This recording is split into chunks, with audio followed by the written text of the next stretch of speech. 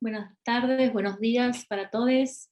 Soy Ana Longoni, directora de Actividades Públicas del Museo Reina Sofía, y estoy aquí como presentadora, moderadora de esta sesión, Disentir y Cuidar, Reinventando el Museo, una actividad que se enmarca en el Día Internacional de los Museos y que está coorganizada entre el MACBA y el Museo Reina Sofía. Bienvenidos a todos. Querría empezar mencionando dos sucesos muy recientes que me parece que de alguna manera interpelan o enmarcan o atraviesan la discusión que vamos a tener hoy, el debate que estamos planteando en esta mesa. Por un lado, el jueves pasado, la Asociación Colombiana de Museos convocó a un paro internacional de museos en solidaridad con el pueblo colombiano, que está sufriendo una feroz represión desde hace semanas. Y hoy, la red de museos internacionales, que integran, entre otros 7 museos europeos, el MACBA y el Museo Reina Sofía, en solidaridad con el pueblo palestino y con la radio Alara, ha guardado silencio, ha llamado a guardar silencio y ha detenido su programa online durante 24 horas en solidaridad con el pueblo palestino. Parar, guardar silencio. ¿Qué significan esas formas de tomar posición desde los museos hoy? Habitualmente asociamos la idea de parar, la idea de huelga, al cese del trabajo contra la patronal o contra los jefes, contra los dueños. Pero ¿puede parar un museo público y en solidaridad con un contexto tan distante geográficamente como Colombia, por ejemplo, pensando desde el caso español? Yo creo que la pandemia ha obligado a los museos que se han visto forzados a cierres de varios meses, y en algunos casos de más de un año, como el caso del MUAC, del que nos va a hablar Amanda, que no han podido reabrir por las condiciones de la pandemia y que se han visto obligados a abandonar sus formas habituales de presencialidad para volcarse a formas de trabajo virtual y de otro tipo de vínculos con sus públicos.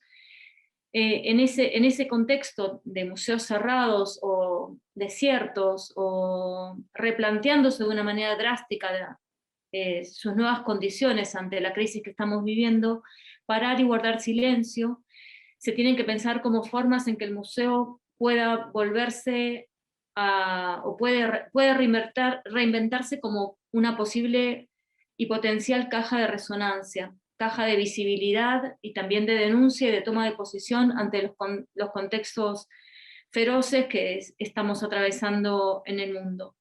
Ante el tiempo presente y ante también la posibilidad de imaginar futuros posibles para los museos. La crisis actual ha llevado a repensar, y Pablo ha escrito mucho al respecto, también Mabel, Amanda, Elvira, y por eso están aquí convocadas a pensar con nosotras, ha significado repensar el sentido de los museos, pero también su escala, su devenir, y a reimaginar usos y formas de habitar esos espacios, esas instituciones. Para ello hemos convocado entonces a Amanda de la Garza, directora del MUAC de México, a Mabel Tapia, subdirectora artística del Museo Reina Sofía de Madrid, a Pablo Martínez, director de actividades públicas del MACBA, Barcelona, y a Elvira Diangani Ose, directora de The Showroom en Londres. En este orden van a intervenir 10-15 minutos cada uno, y luego vamos a tener una larga hora de intercambios, de debates, conversaciones entre los participantes, pero también el público. A través del chat nos pueden ir enviando sus preguntas a lo largo de toda la sesión. Les pedimos que traten de ser concisos para poder leerlas al finalizar el bloque de presentaciones. Y no quería dejar de agradecer la imagen diagramática con la que Lucía Bianchi y Cecilia Mariño colaboraron con la convocatoria a esta actividad, una imagen que toma varias de las ideas fuerza que seguramente van a atravesar esta conversación. Así que le doy la palabra a Amanda y muy bienvenidas a todas. Hola, buenos días a todos y todas. Muchísimas gracias por la invitación, a Ana, a Pablo obviamente al Reina Sofía por organizar este evento, y encantada de estar con Mabel y con Elvira, conversando sobre este futuro incierto de los museos. Bueno, yo quería empezar contándoles precisamente que el MUAC cerró sus puertas, el Museo Universitario de Arte Contemporáneo en la Ciudad de México, el 23 de marzo de 2020 y no ha vuelto a abrirlas desde entonces. Muchos museos en México, privados, públicos, han reabierto y vuelto a cerrar en diferentes momentos. Nosotros solo hemos estado cerrados. La mayor parte del equipo se ha volcado a la actividad digital. Una semana de cerrar, mi último viaje al extranjero fue a Arco y nada en ese momento me indicaba la escala de lo que habríamos de vivir como sociedad y como instituciones culturales. No había siquiera un atisbo de conciencia, es decir, de ese futuro, de lo que podría significar, de la transformación profunda de nuestras vidas y de nuestro quehacer en el ámbito de la cultura. Se siente como un momento lejano y al mismo tiempo presente en la medida en que la incertidumbre sigue siendo parte de aquello que configura nuestras vidas y nuestras decisiones también en el orden institucional. Sally Tallant, directora del Museo en Queens, dedicó este año como al año de la incertidumbre, es decir, pensar junto con artistas, activistas en Queens, en Estados Unidos, qué significa esta incertidumbre, es decir, la necesidad que todos hemos discutido en diferentes foros de parar y detenernos a pensar desde ese lugar tan incierto y difícil para las instituciones culturales en sus diferentes escalas, que es la incertidumbre. Contrapuesto, por supuesto, a la sobreproducción y vida acelerada a la que estamos acostumbrados en las instituciones culturales. Bueno, quiero decir que nosotros en nuestra actividad digital, en esta meta de un programa desmaterializado, hemos sido partícipes de esa sobreproducción digital. No hemos podido resistir a ella, en la medida en que nos ha aportado, digamos, al menos una respuesta rápida a la pregunta, digamos, más de orden casi ontológico sobre cuál es el sentido del museo hoy en día y más de un museo que está cerrado. Entonces, en ese sentido, esa sobreproducción no nada más ha tenido las consecuencias que ya conocemos y hemos discutido en muchos foros, el agotamiento del equipo, digamos, la falta de orientación en muchos sentidos de hacia dónde dirigir esa programación, a qué públicos les estamos hablando. Pero ha traído también otros experimentos, diría, que pueden ser interesantes. Es decir, ha desestructurado las formas de funcionamiento de los museos en términos, al menos del MUAC, de las estructuras tradicionales de trabajo. Es decir, los estamentos o las áreas de trabajo entre comunicación, programas públicos y curaduría, que en la operación normal del museo trabajan de manera conjunta, pero de manera muy separada, con divisiones del trabajo muy específicas. En ese sentido, eso ha sido absolutamente inviable, no nada más en términos pues porque hay esa intención de colaborar en estas tres diferentes áreas en el proyecto digital, sino porque la vida digital y el funcionamiento de las redes sociales hacen imposible la separación tan estricta de estos diferentes canales de comunicación. Lo he dicho también en otros momentos, la transformación para nosotros más importante fue que el programa digital se convirtiera en el programa curatorial del museo, lo cual desestructuró por completo la forma de trabajo que teníamos de manera presencial. Pues nada más les voy a compartir algunas imágenes sobre pues, esta barra de programación, sin ahondar mucho en ella, que tenemos. Ahí pueden ver digamos, algunos de los contenidos, una sala 10, que era una sala que existe a la fecha de exhibición de videos de manera periódica, un podcast que es el Gran Hotel Abismo, pensando justamente en estos momentos de abismo en muchos sentidos, pues la programación para público infantil, las brillantinas, en un canal de Instagram dedicado a temas de género desde una perspectiva queer y feminista, el TBT que se sumaba a esta tendencia de recordar durante los jueves exposiciones que hemos desarrollado en el museo, las recomendaciones editoriales, las recomendaciones curatoriales, luego este nuevo programa de Facebook Live de conversaciones con artistas, curadores, gestores y diferentes personajes del campo cultural y el podcast del equipo curatorial que se llama Punto Ciego. Entonces, bueno, esto ha sido en gran medida parte de la programación que hemos desarrollado, que todo eso, pues como todos ustedes saben, implica un trabajo enorme de sostener la programación que se requiere y que se demanda en un entorno virtual. Estos nuevos retos y puntos de fricción transan incluso una pregunta sobre qué le toca hacer a un museo cerrado físicamente, qué es un museo ahora, qué puede ser un museo y hasta cuándo puede ser ese museo, porque esta dinámica de producción digital no es sostenible a largo plazo. Y cómo vamos a transitar una vez abiertos a una programación híbrida que sea sostenible, en la medida en que ni siquiera esta periodicidad, estando con exposiciones abiertas, con público, con eventos presenciales, puede permanecer intacta. Es decir, esa es la pregunta, una nueva incertidumbre de a qué horizonte nos vamos a enfrentar en ese sentido. Bueno, algunas experiencias relevantes pues tienen que ver con esta ductibilidad de las redes sociales, con la posibilidad de generar otras conversaciones.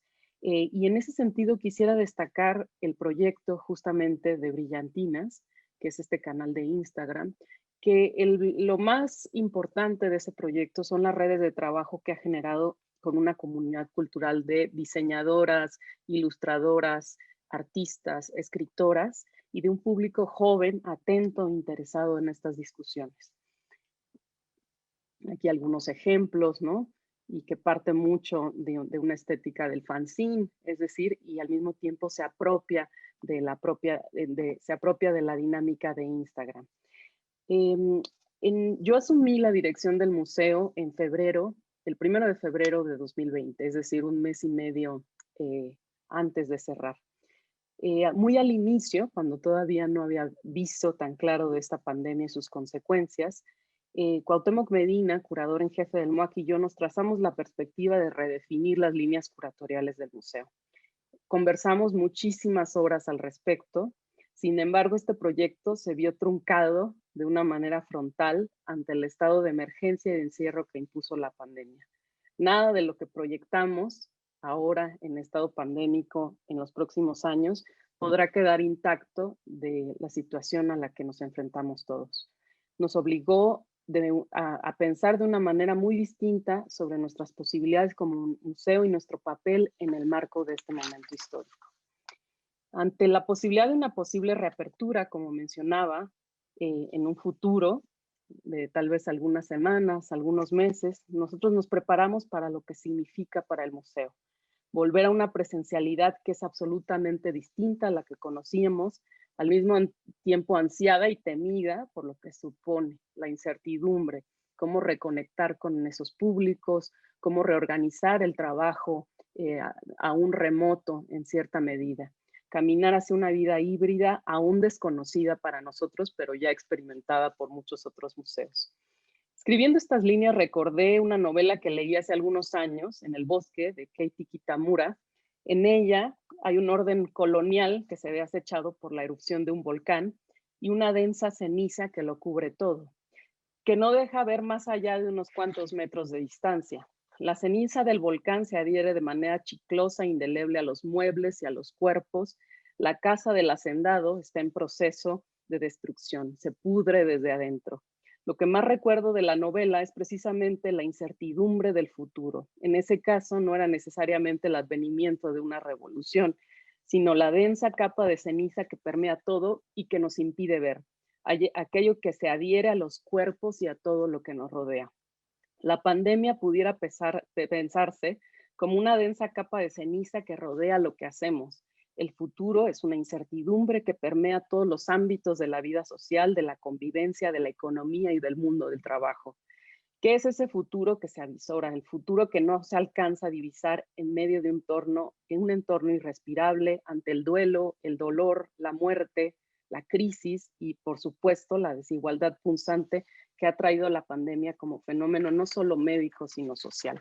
¿Cómo seguir? Es sin duda una de las preguntas fundamentales ante la escasez de públicos, la reducción presupuestal, la caída de los ingresos de las instituciones culturales, ante un entorno cultural herido y tasajeado por las condiciones que ha impuesto la pandemia, una mayor precariedad.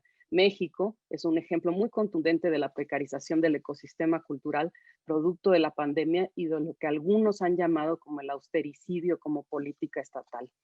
Todos, por supuesto, de una u otra manera hemos pensado y seguimos pensando qué significa la programación digital, qué ha permitido, cuáles son sus limitaciones, en fin. La distancia del edificio y de las exposiciones del día a día en la operación del museo nos ha permitido pensar con mayor detenimiento qué significa para nosotros y, en mi caso, para mí, un museo situado. En el MUAC es un museo universitario, probablemente gran parte del público no lo conoce. Este es el MUAC, es el edificio del MUAC.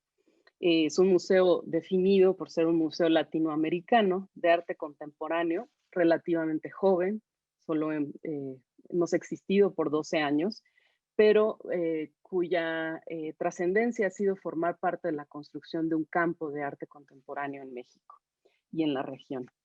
Desprendería por dos vías, espero no alargarme demasiado, pero ante la constatación casi ridícula de tan presente, de estar enclavados en una universidad pública, la más grande del país, con alrededor de 360,000 estudiantes que van desde bachillerato hasta posgrado.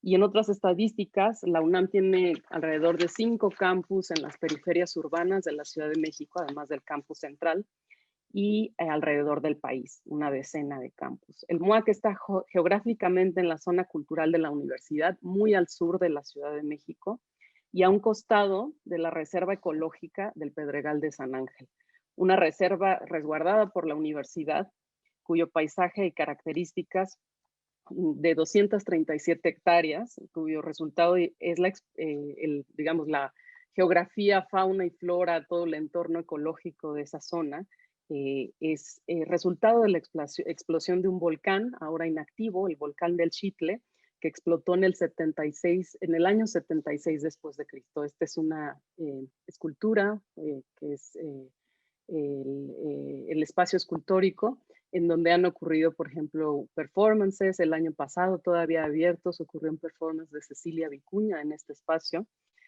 Al mismo tiempo, en los últimos 2 años, estas imágenes de la universidad viva, antes de estar cerrada con estudiantes, probablemente en una manifestación estudiantil, como se ve. Al mismo tiempo, en los 2 últimos años, la universidad y el país se ha visto conmocionado por el movimiento feminista que ha adquirido una potencia y una agencia fundamental que ha transformado la vida pública de México.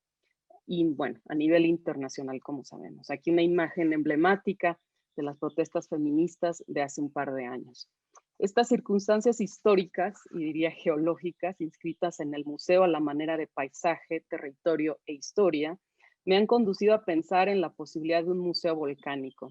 No solamente porque tengo una fascinación hacia los volcanes y las formaciones pétreas, sino porque el volcán opera no solo como metáfora, sino como sustrato. En su condición de metáfora, un volcán tiene una masa incandescente, que es el magma, y es ahí donde se gesta la potencia termodinámica de una explosión. Creo que ante el encierro y en estos nuevos tiempos, el museo puede ejercer una función renovada como espacio social, como espacio de negociación discursiva en términos no solamente de representación, y al mismo tiempo que es un lugar que puede convocar de manera potente a la contradicción que lo encarna o que le da lugar y a la paradoja. Lo mismo que hace el arte contemporáneo como campo y no solamente como forma. Pienso al museo como un espacio público. Antropólogos como Manuel Delgado han hablado sobre la privatización del espacio público. Sin embargo, puede ser que la pandemia y sus imposiciones hayan empujado hacia una reconfiguración en términos del uso del espacio público, de los espacios abiertos y de las ganas de volver a establecer un contacto social en el sentido del espacio público, pero también entendiendo en un sentido más amplio, un espacio, como señalaba, de negociaciones y debates. Para mí el futuro, sin duda, es lograr generar de manera híbrida una comunidad de pensamiento, de intercambio cultural y artístico, al mismo tiempo que retornar al estar juntos en presencia en las salas del museo. En ese sentido, el museo debe cambiar en términos de su intención, de la manera en que negocia con diferentes actores sociales y construye posibilidades de agencia en términos también de sus objetivos. Para mí, la operación del museo debe estar sostenida por una serie de placas tectónicas que atienden al presente, un presente aún pandémico, líneas transversales y horizontales, un eje con un axis en diferentes direcciones y alcances. No se trata, por supuesto, de la petulancia de un torpedo, pero sino de una densidad y complejidad de objetivos que parten de un análisis sobre el lugar desde donde se habla, del cuerpo colectivo desde donde se habla. No me interesa solamente interactuar con un circuito global del arte, un aspecto necesario, por supuesto, y deseable, ni tampoco un retorno reaccionario a lo local, sino un museo capaz de desplazarse con proyectos que vayan con otros y que no busquen la utopía, en el caso de nosotros, o la distopía, que representa que estudiantes de las periferias urbanas acudan al sur de la Ciudad de México y tengan que emplear 2 horas de trayecto para llegar al Museo Universitario de Arte Contemporáneo, sino que el museo sea capaz de desplazarse. Estamos trabajando en un proyecto muy amplio, precisamente para el futuro del museo, que tiene que ver con el museo que es capaz de desplazarse hacia esas periferias urbanas. En ese sentido, nos hemos trazado en el museo varios ejes de acción. El territorio, que es trabajar en diferentes comunidades, en el caso de la comunidad de Santo Domingo, que es una colonia popular que es vecina a Ciudad Universitaria, digamos, que fue construida desde los años 70 en terrenos de invasión y desde hace muchos años venimos trabajando con esta comunidad, además de este programa expansivo, itinerante de exposiciones, talleres y proyectos artísticos en las periferias urbanas y en los campus periféricos de la universidad. El programa, por supuesto, que ponga en el centro de debates y propuestas artísticas relevantes para el mundo contemporáneo. Próximamente tendremos una exposición dedicada a la forma en que las artistas han trabajado sobre el tema de la maternidad, curada por Elena Chávez y Alejandra Labastida. Es una exposición que para nosotros es central en nuestro proyecto de retorno a la presencialidad y otra serie de proyectos, no abundaré sobre eso. Pero también es muy importante avanzar en términos de la política interna del museo. ¿Qué quiere decir? Que en términos institucionales debe existir un compromiso que tiene que ver con responder y escuchar al momento histórico respecto no solamente de la paridad en los programas de exhibiciones, avanzar sobre la deuda histórica de coleccionar artistas mujeres, en nuestro caso de arte moderno y contemporáneo, y las formas de construcción del proyecto del museo, desde una perspectiva compleja que no opera solamente desde la jerarquía. Y asimismo, tender los puentes a quienes consideramos nuestras comunidades de interés, no nada más, por supuesto, el público general, sino la comunidad artística, los estudiantes, los colectivos de activistas pertenecientes a diferentes causas, movimientos indígenas, ecologistas, comunitarios de derechos humanos. En México, la lucha por los desaparecidos, producto de la violencia imperante en México, y por supuesto el movimiento feminista. Y por otro lado, como museo universitario, aún pensar en las posibilidades de una academia crítica y en una historiografía crítica del arte. Y en ese sentido, el Centro de Documentación Arqueya, dirigido por Sol Lenaro, pues es un referente. Pienso en un museo que opera más desde una construcción de conocimiento parecido a las ciencias diagonales que proponía Roger Caillois. Investigación, curaduría, acción territorial. ¿Cómo lograr que este proyecto avance temas, agendas, problemas que consideramos como museo relevantes? ¿Cómo lograr que sea un proyecto económica, políticamente sostenible a mediano y a largo plazo? Nuevamente, traigo a cuenta a un escritor, Jean-Marie Leclercq, que vivió en México un tiempo, que tiene una extrañísima novela llamada Urania. En ella relata una serie de viajes y encuentros en diferentes momentos de su vida durante su estancia en México. Cada relato está inacabado, es decir, su forma es muy extraña. El primer relato concluye con una frase: cuando el azar me reunió con, y ahí se termina la línea. Y la incertidumbre punzante de cómo es ese futuro, qué es ese museo del futuro, es algo que está en construcción ahora y que de la misma manera que la historia, tiene diferentes cuentas. Solamente en retrospectiva sabremos si una pandemia mundial fue el detonante para agitar el orden de las cosas. Muchísimas gracias. Gracias, Amanda. Preciosa esa metáfora del volcán y también la de los relatos inacabados, ¿no? Lo que está por escribirse aún. Muchas gracias. Muy sugerente lo que planteaste. Damos la palabra entonces a Mabel Tapia. Hola a todos, a todas, a todos. Bueno, estoy muy contenta de estar aquí porque quisiera compartir algunas cosas y hay un lazo y un contrapunto importante porque el Museo Reina Sofía ha estado abierto casi todo el tiempo. Digamos que el museo estuvo cerrado durante los primeros meses de la pandemia, cuando hubo un cierre total en el Estado español, pero a partir de junio que se operó la apertura, en Madrid estuvo abierto consecutivamente, bueno, lo está hasta ahora, hasta este instante. Con lo cual, estar abierto durante la pandemia ha sido también una pregunta fundamental. ¿Cómo estar abiertos? ¿Cómo estar abiertas durante este momento histórico particular? Esta es una de las cosas que va a atravesar los poquitos minutos que voy a tratar de sintetizar, pero he ordenado un poquito la presentación en torno de tres ideas: placas tectónicas, justamente, placas tectónicas, práctica institucional y mezzopolítica. Quiero movilizar esas tres ideas para pensar un poco cómo es el devenir, un museo en devenir, digamos, qué es lo que estamos intentando accionar. También debo decir que tomé el puesto de la subdirección del museo en pandemia, en junio o julio, ya no recuerdo, del año pasado, con lo cual mi experiencia institucional de este puesto es desde la pandemia y desde allí, y de las circunstancias que tienen que ver con la pandemia, desde allí hablo. Entonces, voy a comenzar por las placas tectónicas. No sé si tenemos como presente los sustratos de lo que llamamos nuestro hogar, que es la Tierra.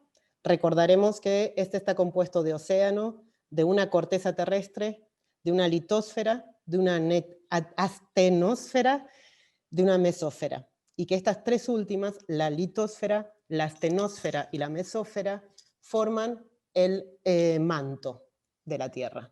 O sea que estamos sobre un manto, vivimos sobre un manto. Y las placas tectónicas son formaciones, fragmentos de corteza terrestre y de parte de ese manto.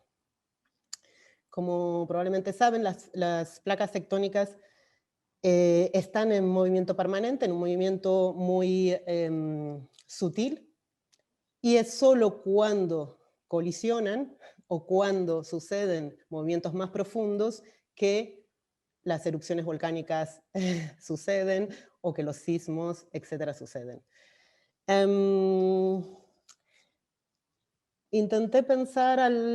Estoy intentando pensar, y ojalá podamos pensarlo juntas, el museo junto con otras formas institucionales, cómo el museo reposa, se sustenta, pero también acciona sobre una base de placas tectónicas, es decir, sobre fragmentos que hacen interfase con quienes habitamos y ejercemos en él, con lo que está por debajo. Claro, ¿qué es este manto sobre el que el museo y otras instituciones o otras formas institucionales funcionan?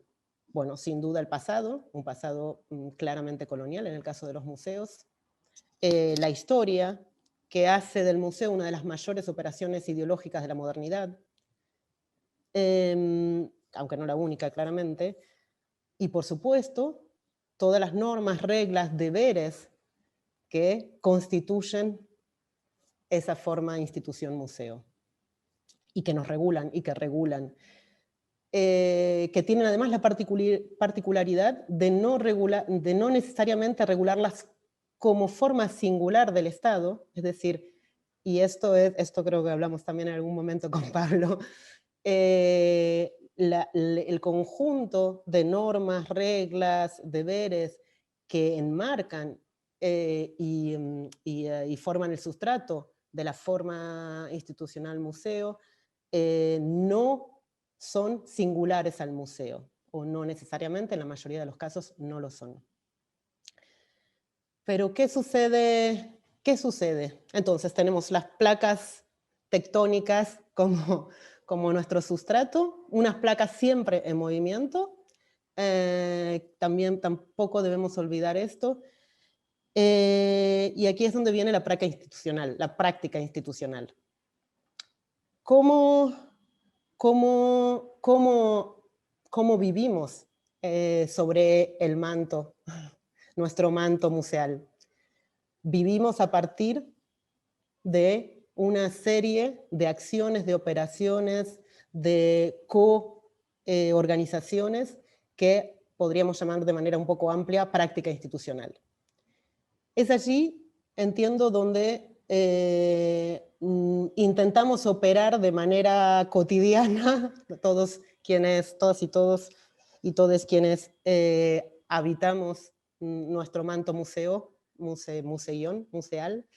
es en la práctica institucional en donde intentamos operar, es decir, intentamos producir una serie de acciones, de formas de contacto y de acción que puedan organizar, producir actividades, hacer exposiciones, abrir espacios digitales, etcétera, etcétera, etcétera.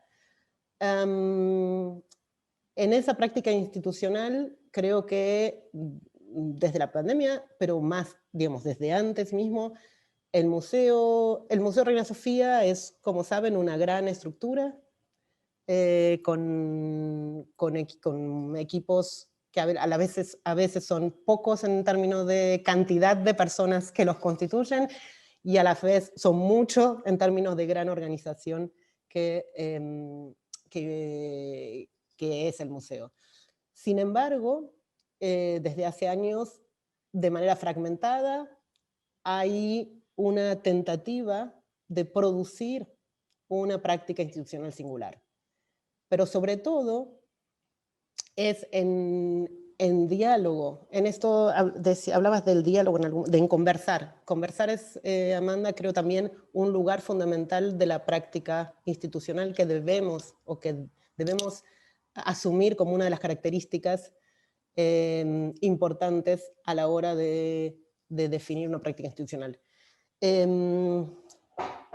Esa práctica institucional nos lleva a abrir espacios no consensuales, siempre en tensión, de diálogos, de intercambios y de modos de producir, pero también de no producir si fuera necesario. Es allí donde luego quizás hablaremos en la charla cómo hacer y no hacer necesitan ser dialectizados y no tomarse ni uno ni el otro como una sola manera de posicionamiento institucional. Entonces, el conversar, el diálogo, la apertura de un espacio de intercambio como manera de práctica institucional es fundamental para la reconfiguración de ciertos marcos que están definidos por nuestro manto. En este caso también es necesario pensar el diálogo, pensar formas de disrupción en los modos jerárquicos de relacionalidad que existen al interior del museo, definir conscientemente los límites materiales, imposible pensar la práctica institucional sin sus condiciones materiales, volver a reunirnos, porque en el ámbito de la práctica cultural han sido también, como operación de la modernidad, completamente escindidas, volver a reunir lo que es la práctica institucional, el proyecto institucional, con sus materiales, sus condiciones materiales, es fundamental. Pero luego es fundamental concebir efectivamente la práctica institucional como modo de transformar la institución. Toda práctica institucional opera sobre las placas tectónicas, generando, sin duda, con mayor o menor, digamos, no quiero ser demasiado optimista porque no sé si son horas de optimismo o de grandes optimismos, pero generando movimiento, produciendo más movimiento del que existe, ¿no? Entonces, es fundamental pensar esa práctica como forma transformadora, como acción transformadora de la propia institución, pero también como forma, como modo de provocar otras transformaciones que por fuera de la institución. Es decir, la práctica institucional debe accionar su posibilidad de disrupción, de transformación, de reflexión, no solo dentro de la institución, de lo que está definido como institución, sino produciendo ecos por fuera. En este sentido, las articulaciones, los diálogos también con agentes, plataformas de diferentes escalas, en diferentes contextos, es fundamental, no solo por la expansión, digamos, colonialista del museo, sino como la única posibilidad de transformación social y, por supuesto, institucional. Entonces, práctica institucional que opera a la vez sobre el manto, a través de sus placas tectónicas, práctica institucional que funciona solo a través de la apertura de un espacio dialógico, por supuesto no consensual, por supuesto en tensión, y que es gracias a la posibilidad de producir contactos y zonas de fricción más allá de las paredes, digamos, edilicias de la institución y simbólicas, que una reconstrucción del lugar del museo, del lugar también de la, digamos, de la dimensión política es posible. Y allí viene la pregunta, ¿cómo opera una práctica institucional y un manto, con su manto? ¿Cómo opera una institución? ¿Cómo opera la institución museo? ¿En dónde opera políticamente? Podemos decir que hay efectivamente formas de operar en la micropolítica, ¿no? Que son del orden de lo micropolítico dentro de la institución, con algunas comunidades específicas, etc. Podemos decir que eventualmente, a veces, pero es verdaderamente pocas veces, opera en la macropolítica. Digamos que esa escena de operar en la macropolítica es casi un gran fantasma. Allí donde opera es en la mezzopolítica. Es en un espacio a la vez colectivo, a la vez social y profundamente político, en que el museo como institución y como forma institucional puede ser transformador. Creo que lo dejo aquí. Creo que hice 10 minutos o 9 y medio. Muchísimas gracias, Mabel. Bueno, preciosas también las coincidencias, ¿no? Y los encuentros ahí entre ambas, con la cuestión volcánica y las placas tectónicas, y toda esta dimensión del manto, ¿no? Pensaba cómo el manto, como lo definiste, tiene que ver con el estar sobre el manto, pero habitualmente imaginamos el manto siempre como lo que nos cobija, ¿no? Lo que está, el refugio, y ahí hay otra metáfora del manto posible para explorar, muy distinta. Bueno, Pablo Martínez. Bueno, pues muchísimas gracias y buenas tardes a todas desde Barcelona. La verdad es que estoy emocionado después de haber escuchado tanto a Amanda como a Mabel, ¿no? Espero estar a la altura de tan bonitas metáforas y tan inteligentes. Y también creo que voy a redundar en algunas de las cuestiones que ya se han planteado, ¿no? También son años de amistad y de conversaciones cruzadas y de sintonías. Pero antes que nada quería dar muchísimo las gracias a Ana Longoni por la invitación a componer juntas esta mesa y también me gustaría añadir por el inspirador trabajo que está haciendo en el Reina Sofía y del que estamos aprendiendo muchísimo. Muchas gracias también a Yolanda y a John, ¿no? Que nos han ayudado en toda la coordinación del evento. A mí me gustaría comenzar por recordar el lema que con el que el ICOM nos convoca hoy, ¿no? Para celebrar este Día Internacional de los Museos, en el que el ICOM nos convoca en relación al futuro de los museos, recuperar y reimaginar, ¿no? Nosotras, con Ana, pensamos desde el principio, estuvimos haciendo un ping-pong para pensar muy bien la composición del título de esta conversación. Y creo que de manera inconsciente, desde el principio decidimos prescindir de la idea de recuperar, porque pensamos quizá que la labor del museo ha de estar más cerca del reparar que del recuperar, especialmente si ese recuperar tiene que ver con algo perdido durante la crisis del COVID, ¿no? Que no sé si intuyo que podrían ir por ahí los tiros. Sin embargo, nos interesó mucho conservar el otro verbo, ¿no? Reimaginar, ¿no? Especialmente si pensamos en imaginar, tal y como lo hacía Hannah Arendt, ¿no? Dando la imaginación o entendiendo la imaginación como una facultad política. Exactamente como la facultad de ver y conectar los hilos invisibles entre las cosas ya existentes, con la finalidad de articular otras formas de estar en el mundo. La imaginación política, así entendida, no tendría el porqué por fuerza proyectarse hacia el futuro, como nos propone el título del ICOM, sino que nos debería servir para dibujar una hoja de ruta que comience en el presente, que nos resitúe en el aquí y el ahora y nos obligue a mirar a nuestro alrededor para pensar qué queremos salvar y a qué tenemos que renunciar. En definitiva, invocar lo posible desde lo existente. El museo, para mí, cuando trabaja con la imaginación, debería siempre hacerlo en dos direcciones, ¿no? que en parte tanto Amanda como Mabel ya las han apuntado. Por una parte, me parece que tendría que tener en cuenta su propia capacidad para articular una experiencia de lo sensible y para abrir sentidos de los mundos, ¿no? Para mí esa es una función fundamental del museo. Y en la actualidad, en un presente determinado por una crisis de civilización, por un planeta exhausto y con las fuerzas reactivas de las instituciones de nuestro país, ¿no? De España, del Estado español, esas prácticas a mí me parece que se deberían apostar por la activación de un deseo alejado de la pulsión ciega de consumo y hacia la redefinición de las nociones de libertad, que ha estado tan en liza últimamente en España, igualdad y límite, ¿no?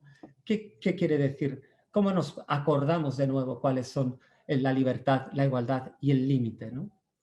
Por otro lado, y esta sería la otra línea que creo que en el que el museo debería trabajar en relación a la imaginación, si el museo no quiere ser solamente una herramienta más de la reproducción social y de la distinción, sería necesario activar una imaginación en la gestión del museo, ¿no? Mabel ya nos ha dado una de las soluciones, ¿no? De esa imaginación que está basada en el diálogo, ¿no? En la negociación y en muchas otras cuestiones que ha expresado, ¿no? También Amanda, ¿no? Esa imaginación en la gestión no debería estar solo encaminada a los contenidos, ¿no? Sino que en realidad debería estar encaminada a transformar las condiciones materiales de existencia desde la redistribución, la reparación y el reconocimiento. Parece ya muy lejano, ¿no? Cuando Ana también nos convocó en el Reina Sofía, en el último arco, antes de confinar a Amanda en México y cerrar el MUAC, ¿no? O de que nos confinasen aquí en España, ¿no? Se celebraron unas charlas en las que hablábamos de nuevas musealidades, hace apenas un año de eso, ¿no? Y poníamos como ejemplo, yo en mi presentación recuerdo que hablaba de Chile, y el modo en que las revueltas sociales de Chile nos hacían pensar sobre el modo en el que el neoliberalismo estaba estallando de manera continuada, pero de forma deslocalizada y de distintas maneras. Hoy podríamos decir, Ana habría con Colombia, con Pakistán, con Palestina, pero podríamos hablar también de Ceuta, ¿no? Lo que ha pasado ayer en Ceuta. Como una señal de la violencia colonial y cómo la violencia colonial adopta a veces la forma de neoliberalismo, pero a veces la más descarnada forma de la violencia colonial todavía, ¿no? Pero hoy a mí me gustaría traer o recordar la noticia de que Chile, en estos momentos, se encamina hacia un nuevo proceso constituyente. Y creo que esto nos puede hacer pensar el modo en el que disentir y cuidar son procesos inseparables. Protestar en Chile hace un año y pico para después armar un nuevo proceso constituyente en el que se pueda cuidar, ¿no? En el que se pueda reimaginar un nuevo Estado, ¿no? Reclamar mediante el disenso nuevos espacios de igualdad, como diría Rancière, para que la democracia siempre esté en disputa. Por eso, el disentir y el cuidar del título de esta mesa, ¿no? No han de entenderse como elementos contrapuestos, sino que cuidar la democracia, cuidar la libertad y cuidar las instituciones implica por fuerza construir espacios de disenso, de roce, de fricción. Pero para el disentir, el museo, como bien decía ahora Mabel, no puede estar aislado. No es un disentir que pueda hacer solo, ¿no?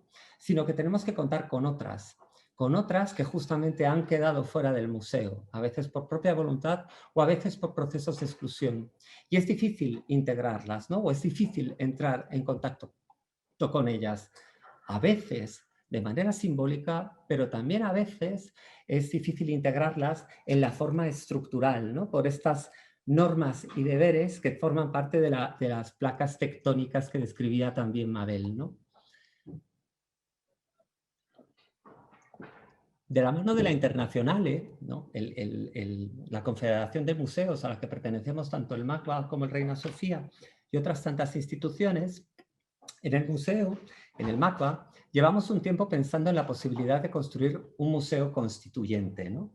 Algo que además, a la luz de lo que ha pasado en Chile, ¿no? A la luz también del 10º aniversario del 15M en España, la palabra constituyente se llena de nuevos significados o se reencanta su significado, ¿no? Que siempre ha sido el mismo. El museo constituyente sería aquel que trabaja con sus elementos constituyentes, que son justamente aquellos que están fuera del museo, algunos también están dentro, pero algunos están en el dentro-fuera o fuera del museo, y que son grupos y colectividades que movilizan y desafían al museo y sus lógicas. Son aquellos que nos dan sentido, ¿no? Y son aquellos que que también se enfadan con nosotros, ¿no? Cuando el museo se convierte en un espacio sin crítica exterior, eso es que el museo también está muerto de alguna manera, ¿no? En el museo constituyente, esas comunidades, que serían ese magma del que hablaba también Amanda, comparten un horizonte de futuro, así como anhelos semejantes. Ese magma diverso y diferente es diferente a la consideración clásica de público o comunidad, y podrían estar más próximas a lo que Lippard denominó los contrapúblicos subalternos, ¿no? Un tipo de combinación de voces complejas en las que las negociaciones y los equilibrios de poder puedan de alguna manera recombinar las relaciones. En el MACBA estamos identificando quiénes son nuestras constituencies y cómo trabajamos, ¿no? A mí me gustaría concretar o hablar ahora mismo de un caso concreto para bajar un poco al terreno de la práctica algo de esto que estamos compartiendo, ¿no? En la pasada edición del programa de estudios independientes del MACBA se llevaron a cabo algunos proyectos que desarrollaron las estudiantes del programa con otras agentes de la ciudad de Barcelona. Una de estas investigaciones fue la que culminó en el proyecto de disturbios, lutos y fiestas, que estaba dirigida por Lucía Egaña y que abordaba la historia de las disidencias sexuales y los activismos racializados desde la ciudad de Barcelona mediante archivos, entrevistas, documentos y vídeos. La exposición se componía de poderosos ejemplos del activismo social, desde materiales históricos a documentos de resistencia raramente vistos, o material inédito producido para la muestra, como son entrevistas, documentos, poemas, cartas. Las estudiantes, en la hoja de sala, que esta exposición la hicimos en la planta baja del CED, del Centro de Estudios y Documentación, decían así: para su selección nos centramos en los afectos, las memorias, los cuerpos y el territorio como centro de la construcción de las culturas públicas de las disidencias sexuales en la ciudad de Barcelona. Destaco esto porque me parece muy gráfico y es muy interesante por el modo en el que la exposición irrumpía con un discurso que raramente se ve de esta forma expresado en las salas del museo, ¿no? Con desafíos desde el canon, ¿no? Por las obras que estaban expuestas, a la propia visualidad, ¿no? El régimen de visualidad del museo, porque buena parte de lo que se exponía en esa exposición eran audios, ¿no? Eran audios que tenías que escuchar y que negaban la visualidad, ¿no? Y aparte de estos criterios curatoriales que difieren muchísimo con cualquier otro criterio curatorial, ¿no? pocas veces los criterios curatoriales se ajustan a esos parámetros, ¿no? La exposición además tenía acciones, ¿no? Distintas activaciones. Una de ellas fue participar en la campaña Regularización Ya, ¿no? Que en aquel momento, en mayo y junio del año pasado, pues estaban movilizadas y solicitaban la regularización permanente y sin condiciones de todas las personas migrantes y refugiadas ante la emergencia sanitaria. En lo específico, esto se concretaba en que en la exposición había recogida de firmas y aparte había una activación en la que se recogían firmas por parte de las estudiantes en la calle y además se pintaba una de las ventanas del CED, que tiene como 5 metros de ancho, ¿no? La palabra regularización ya, ¿no? Como una ocasión o como una oportunidad para dar visibilidad al movimiento.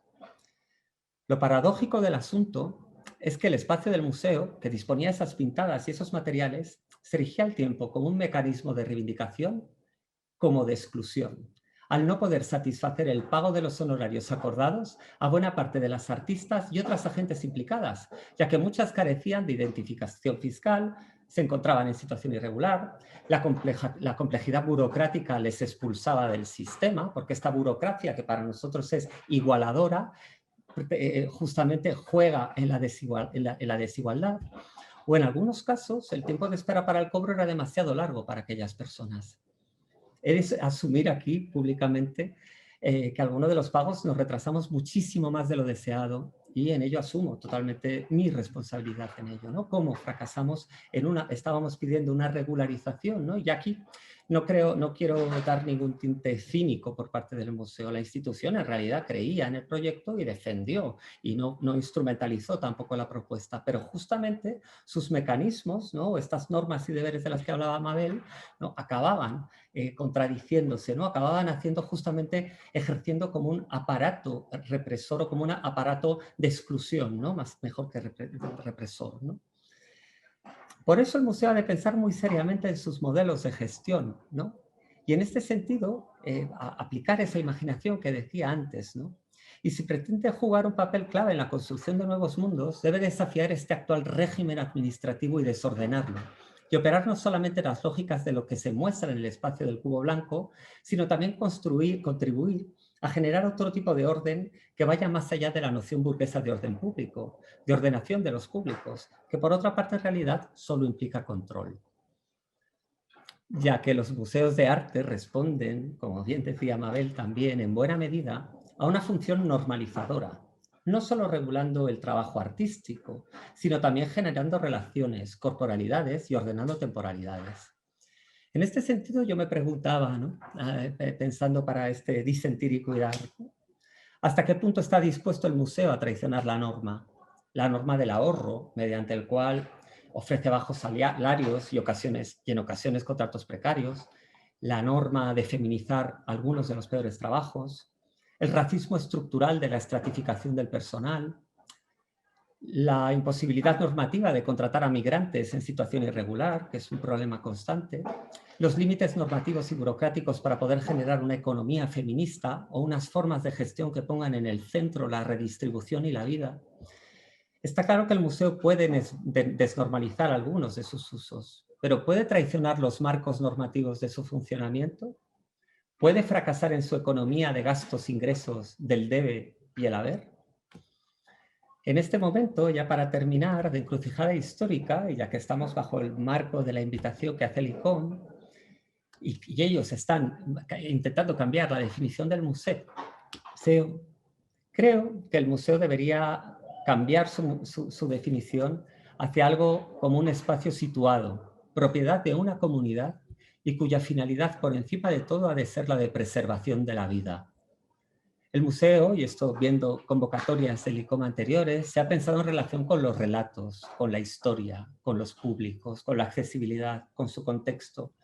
Pero creo que en estos momentos debería preocuparse por qué tipos de vidas produce el museo y en qué lógicas de muerte participa.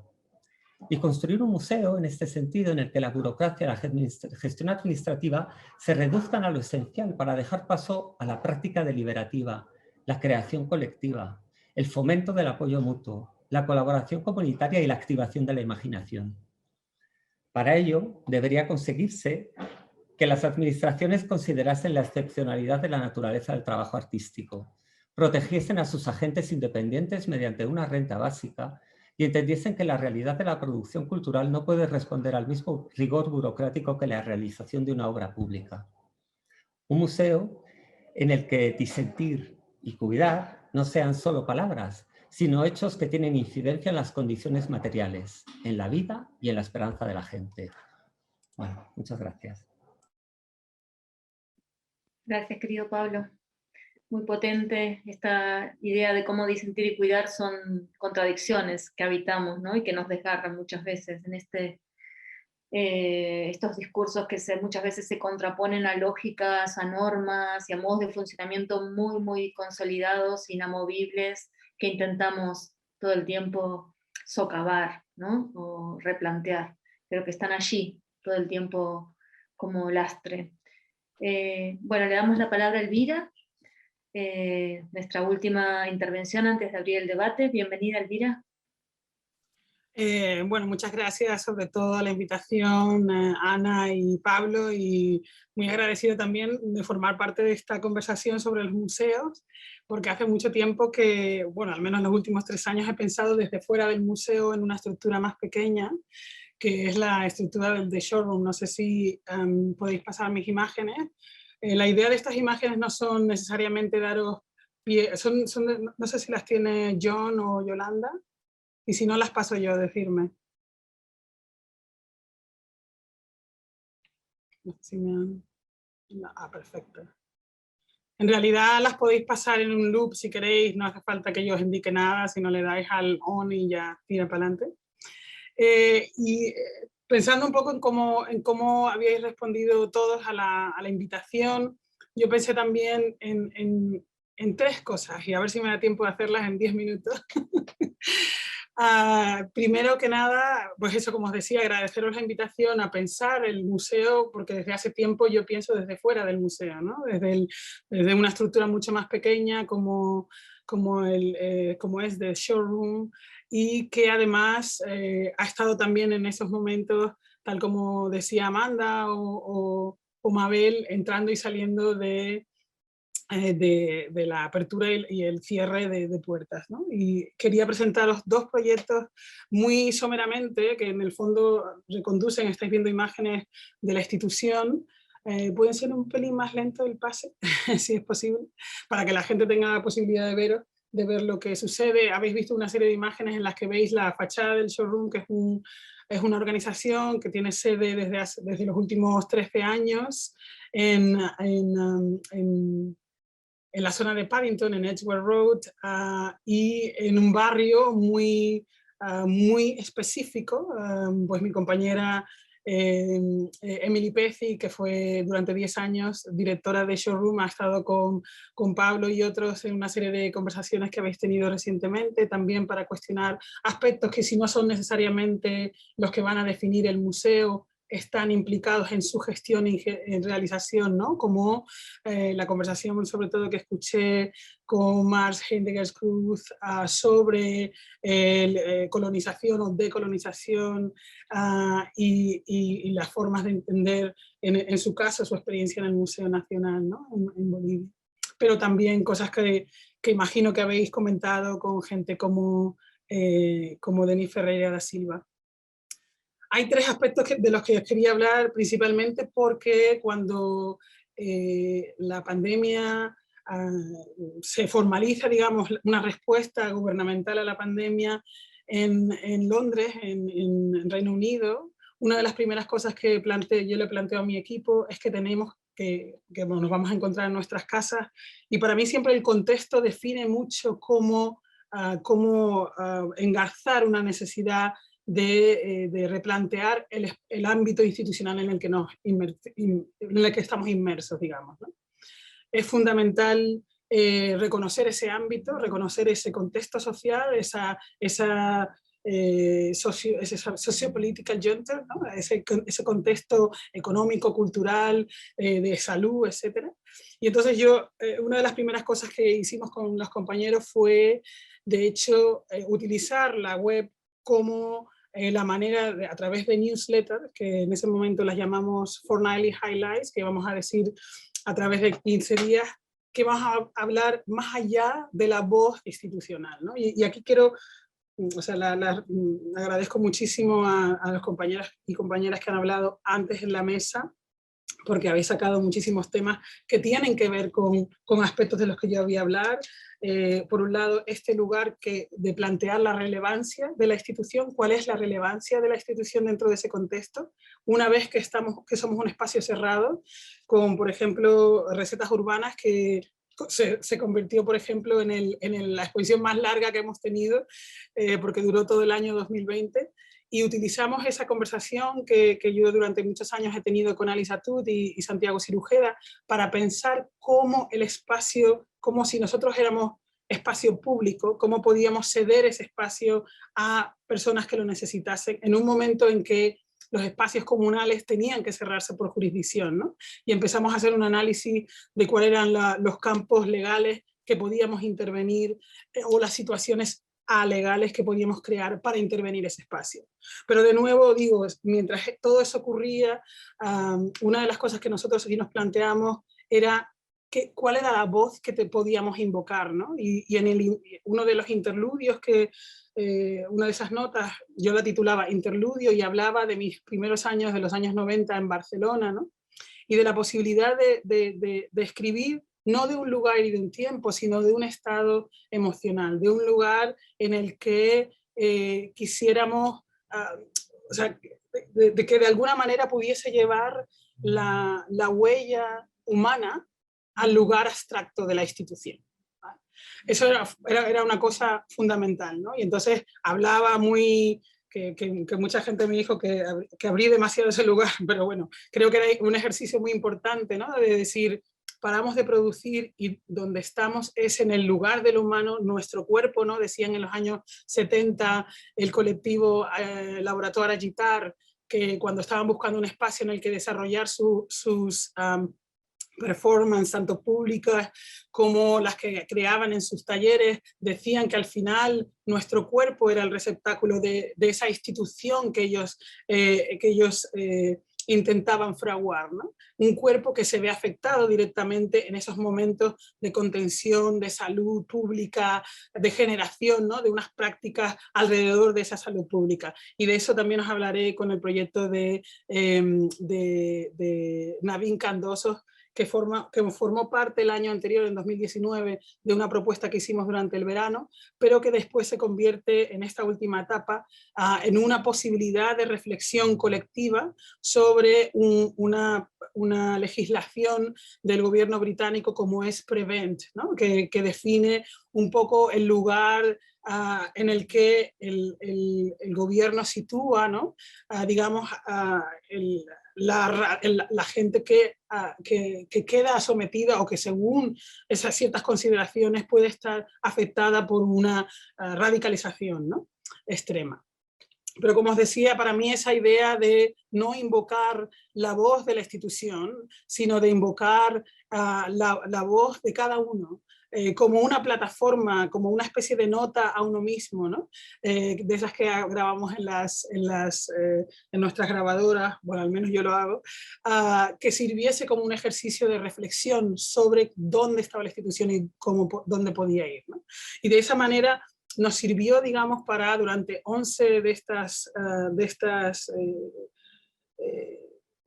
highlights, de estas letras, de estas cartas a nuestra constituency, a nuestras comunidades, ¿no? Una comunidad que es orgánica, que es hiperlocal, en el sentido de que nosotros nos dirigimos a un barrio en el que operamos, porque nuestra institución, para aquellos que no lo conozcan, se genera primero por ACME, una organización de artistas que se reunían en los años 80 para desarrollar proyectos en el espacio público y hacía muchas exposiciones en Covent Garden, pero que después se convierte tanto en el este como ahora en el noroeste de Londres, en un lugar en el que la presentación de artistas que nunca han tenido la posibilidad de presentar su obra en Reino Unido tienen la primera oportunidad, pero también un lugar en el que la producción de arte se desarrolla en términos orgánicos, con una comunidad que se rodea y que se genera además afectivamente, ¿no? De forma casi, ¿no? Como si la afección fuese una forma subversiva de proposición para un proyecto institucional que se genera alrededor de esas comunidades, pero que también es capaz de salir de ellas, ¿no? Y en esto quiero reivindicar un poco un aspecto del que tú hablabas, Pablo, que es la idea de la gente, ¿no? Y de la gente como de individuos que son, que de alguna manera intervienen en el ejercicio digamos, de lo que yo llamo la construcción de la historia, o que en este caso, si fuéramos a hablar en términos museológicos, sería la construcción del campo museológico museo, ¿no?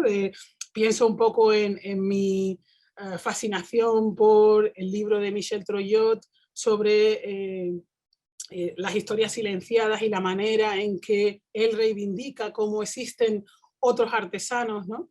Que intervienen en procesos de construcción de la historia que no son necesariamente solo el profesional historiador, ¿no? Y si nosotros fuésemos a pensar en esta fórmula como en el contexto museológico, la historia sería la historia del arte, la historia académica que se ve transformada por esos individuos sería, digamos, la institución artística, ¿no? Como un centro de lugar de producción, como un lugar de generación de estímulos, que después explicaré también, si puedo, al final de esta pequeña intervención, ¿no?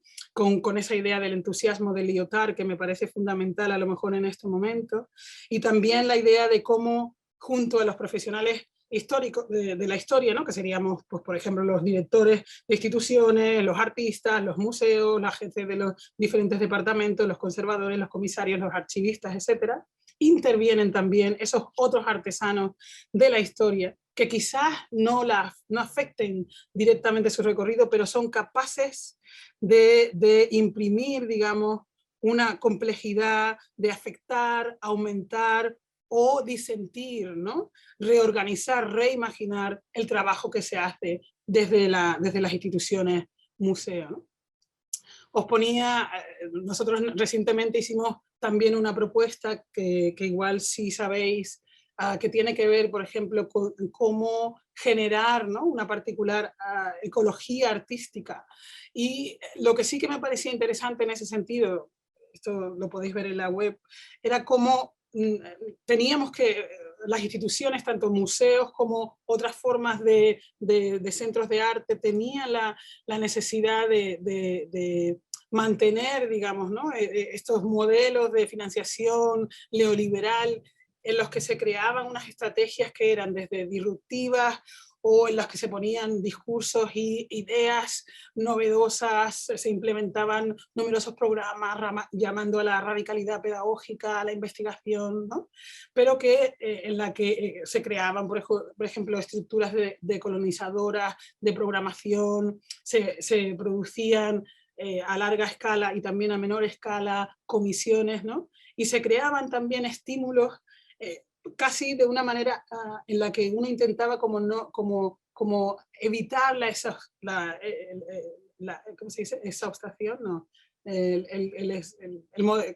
Evitar el error o el fallo, ¿no? El failure o la exhaustion, ¿no? Como habéis dicho del equipo, no me sale la palabra ahora en español, disculparme. Pero creo que era fundamental, ¿no? Para nosotros reconsiderar esto. Y hay una cosa que mientras hablabas, no sé quién lo dijo antes, bueno, creo que fue Pablo también, que hablaba de la función normalizadora del museo y todos habéis hablado de cómo se intervienen en diferentes momentos.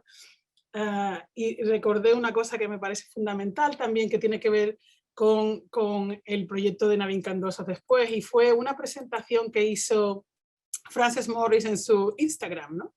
Que fue cuando yo dije, oh Dios, hay algo problemático aquí, que yo creo que ella fue muy inocente al hacer eso, pero os voy a recordar, no sé si la seguís, pues lo podéis buscar, pero si no, seguro que sale, pero en julio, el 27 de julio, cuando están a punto de abrir la Tate, la primera foto que ella nos manda es de todos los equipos de seguridad esperando a los primeros asistentes, ¿no? Y me parecía como tan fundamental que ese ejercicio tan sencillo, ¿no? De decir, vamos a crear vamos a abrir nuestras puertas de nuevo al público, se gestionaba desde ese concepto de la seguridad, ¿no? Entonces de repente ¿Cuáles son los cuidados? ¿Cómo los cuidados determinan, ¿no? ¿Cómo pueden estar determinados desde una serie de perspectivas? ¿Y cuál es el orden social al que el museo con el que se alía, ¿no? Es decir, es como esa gestión, ¿no? de nuestra movilidad, de nuestra embodiment, ¿no? Nuestra corporealidad dentro del museo responde a ciertos códigos, ¿no? Y recordé inmediatamente las primeras palabras de, ¿no? Exhibitionary Complex y los estudios museológicos de Tony Bennett, cuando cuando se regulaba, ¿no? Los primeros trabajadores que querían entrar en el museo, cómo tenías que vestir, cómo tenías que ver. Esa visión, ¿no? De repente me parecía que había como un gesto, que la normalidad que se quería imponer a este nuevo momento de apertura de los museos, el guión que tenemos que seguir por unas cuestiones de salud, quizás más que de cuestión de forma y de moralidad, como fuera a principios del siglo, ¿no? Con esa museografía, pero que existía de alguna manera ese gesto, ¿no? Todo esto para decir que en estos dos proyectos que estáis viendo, estas imágenes, una que fue la de reinventarnos a nosotros mismos como institución en términos de showroom, porque trajimos la posibilidad de introducir, ¿no? También estos posts de Instagram que esta fabulosa artista Colin Smith, filmmaker, pero también artista transdisciplinar, había empezado a enviar estas notas a través de Instagram sobre cómo respondía a lo que estaba sucediendo durante todo el verano de 2020, y llevamos eso a la pantalla de una de las pantallas más importantes del espacio público del mundo, sino ciertamente de Europa, que es en Piccadilly Circus, ¿no? La posibilidad de utilizar el programa de Circa como un modo de detener durante 2 minutos la producción y el consumo con estas imágenes, ¿no? Ella creaba, además de las notas, para nosotros creó 23 nuevos vídeos en los que proponía, si queréis podéis seguir pasando las imágenes, que proponía estas formas de respuesta directa, ¿no? de huella de lo humano que sigue, ¿no? Y si vais ahora a la página de Circa todavía lo podéis ver, que seguía, ¿no? El progreso de la formulación del cuidado en términos del gobierno americano en relación al COVID, el límite, ¿no? que tenemos como generadores de cultura y generadores de, como decían antes, ¿no? De quizás más efectivos en la micropolítica, en lo hiperlocal, pero que de alguna manera esos gestos, ¿no? De ese post-it suponía se hacía eco, ¿no? De cómo ciertos individuos habían vivido respuestas no solamente a la gestión de la pandemia, sino también a la formulación de prácticas antirracistas, etcétera, ¿no? Que se habían vivido en Estados Unidos, que además se resonaban en el resto del mundo. Y quizás ya una de las últimas cosas es la propuesta que siguen esas imágenes que también tenéis ahí, que hicimos para Naveen Candosos, que se llamaba There is no alternative, ¿no? En los que explorábamos los límites de la política del miedo, de la representación visual que va vinculada a eso, y nos preguntábamos de alguna manera cuáles son las estrategias visuales. Esto no sé si a lo mejor tendría que explicar lo que es Prevent, que Prevent es un campo legislativo, digamos, que se llama The Prevent Duty, que aprueba el Parlamento británico en 2015 como parte de su estrategia contraterrorista y del Acto de Seguridad de 2015, en el que establece el deber del cuidado dentro del gobierno, ¿no? Y desarrolla unas estrategias precriminales y de políticas de vigilancia. Una cosa excesivamente compleja como para resolverla en los seguramente 2 minutos que me quedarán ya, pero lo interesante para nosotros que era cómo, así como hablaba ¿no? En el caso de esa imagen de Frances Morris, de la apertura de Tate y de los agentes de seguridad del museo esperando para el público residente, nosotros con la pieza de Naveen Candosos planteábamos, ¿no?, cuáles son las nociones de cuidado, protección y salvaguardia que se planteaban a nivel nacional, ¿no? Y cómo la asimilación de esa guía afectaba a comunidades y a individuos que estaban marcados por eso.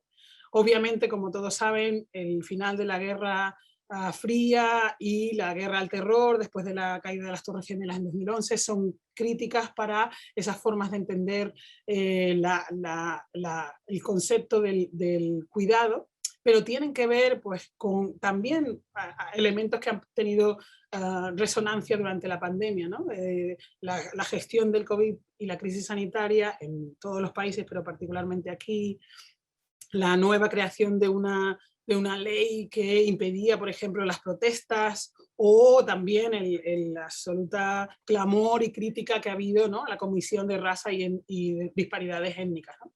Todo eso ofrecido al espectador, ¿no?, porque para mí y para nosotros en el showroom la idea de poder plantear al espectador como al individuo al centro, ¿no?, de esa narración, o por pensar en lo que Troyot decía, ¿no?, esa idea de la gente que es también un agente de la historia, que es narrador y actor a un tiempo, que es capaz de transformar, aumentar el ejercicio, ¿no?, de ese profesional histórico, ¿no? Esa especie de metáfora paralela yo la llevo al lugar del museo también, ¿no? De cómo podemos realmente decimos, bueno, desde la primera, o incluso desde la primera ola de crítica institucional, pero sobre todo desde el momento en que esa crítica institucional es asumida por el museo, se supone que dentro de ese ejercicio el individuo visitante, turista, despistado, cualquiera, es centro, es el centro, o al menos en teoría es el centro del ejercicio del museo.